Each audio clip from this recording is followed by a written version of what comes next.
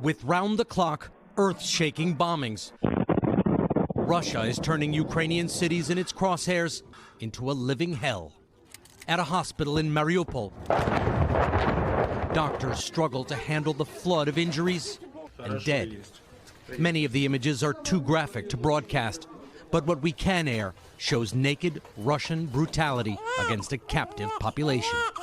Ukrainian officials say Russian forces bombed a theater used as a shelter in Mariupol and took over another hospital, locking in hundreds of civilians, doctors, and patients as human shields.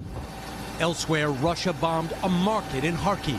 Slava Ukraine. Glory to Ukraine. While President Zelensky had Congress on its feet, President Vladimir Putin gave his own speech, angry and rambling. He accused the West of trying to cancel Russia and called the Ukrainian government Nazis pursuing nuclear and biological weapons, including COVID. He vowed to cleanse Western-minded Russians, calling them traitors, not the talk of a man who seems interested in peace. Ukrainian and Russian negotiators working on a ceasefire are sounding optimistic.